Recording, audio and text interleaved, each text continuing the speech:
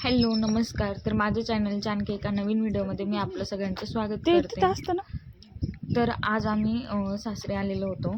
तर me after delivery पहिल्यांदा सासरे आले होते, त्याच्यामुळे इथं जे दर्शन वगैरे करायला घेऊन जायचं होते. आमच्या इथं मुंजा वगैरे आहे आणि आमच्या इथं ना संत भिकवाई म्हणून एक संत होऊन गेलेला आहे 90sच्या पिरियडमध्ये. तर मग त्यांचंच इथं एक मंदिर बांधलेलं आहे. तर मग आमचं इथं खूप मानतं त्यांना. तर मग त्या आईचं पण पिल्लूला दर्शन वगैरे करून आणलं इथं. ती फर्स्ट टाईमच इथं दर्शनाला आली होती. मग त्याच्यामुळे व्यवस्थित पूजा वगैरे करून मग मी तिथं दर्शन वगैरे करून घेतलं. मला उठा उठा जय जय बाप्पा करायचं आपलं. उठा किती लागलं तर कसं दिसू लागलं हे बा. काही रे गाडी बाई ये रे पाय बाई झाडं नवी नवी झाडं पाय झाडे झाडे पाय झाडे झाडे झाडे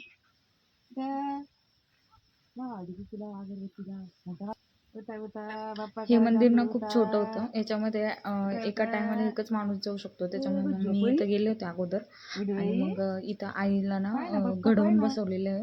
तर मग तिथं मी त्यांची पूजा वगैरे करून घेत होते आणि मग पूजा केली तोपर्यंत आजी नातीच्या इथं गप्पा चालू होत्या आणि मी पूजा झाली. त्यानंतर पिलूला पण दर्शन करून घेतलं तिचं. आपल्याकडं ना जोपर्यंत बाळ छोटं तोपर्यंत समजा आईच पूजा करते आणि आईने पूजा केली की मग बाळाला दर्शन करवतं. तसंच मग आमचं पण इथं केलं होतं. मग मी इथं बाळाचं डोकं टेकवलं, तिला दर्शन करून घेतलं सगळं आणि मग त्यानंतर बाहेर आले. आपण कितीही शिकलेलो असेल ना, पण जेव्हा गोष्ट आपल्या लेकरावर किंवा आपल्या बाळावर येते ना, तर तेव्हा कोणतीही गोष्ट असू दे ती आपण डोळे झाकून त्याच्यावर विश्वास ठेवतो. मग ती कोणतीही असू दे. तर आपल्या आणि काही काही परंपरा असतात की ते आपल्या घरचे पहिल्यापासून पाळत आलेले असतात, मग ते आपल्याला फॉलो करायचेच असतात. तसंच मी इथं हे खूप जुनं मंदिर आहे. तर मग इथं मी दर्शन वगैरे करून घेतलं आणि ते मम्मीने पण बाहेरच दर्शन करून घेतलं आणि त्यानंतर मग इथे आजूबाजूला तुळस वगैरे जे होतं तर त्याचं तिला दर्शन घडवायचं होतं.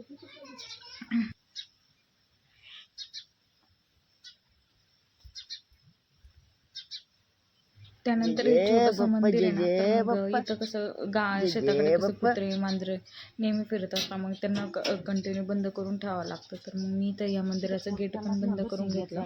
त्यानंतर इथं पिंपळाचं झाड आहे, इथं ही तुळस वगैरे आणि इथं ही जी विहीर दिसते ना, तर ती आमची जुनी विहीर आहे. तर ती सगळ्यांची मिळून एक विहीर आहे आणि हे इकडं जे पिंपळाचं झाड दिसते तर ती मुंजा वगैरे आहे आणि इथं हे शेजारीच आम्ही शेतात राहतो, त्याच्यामुळं शेत पण जवळच आहे आणि घरं पण जवळच. आता इकडे ही शेजारी मक्का लावलेली आहे. आता ही मक्का काढायला आलेली वाटतं आणि मग ती जाताना दिसत होती, तर म्हटलं एक शूट करावं कारण की छान दिसत होतं मस्त.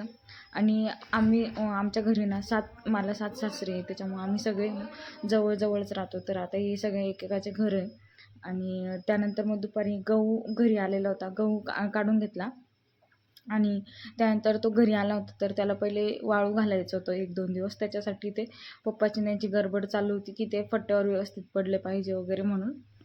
आता जे शेतकरी लोक असेल ना, त्यांना तर माहितीच असेल की अशी जेव्हा धान्य घरी येतं किंवा शेतातलं पीक घरात येतं तेव्हा किती गडबड असते आणि किती लगबग असते आपल्या मागं.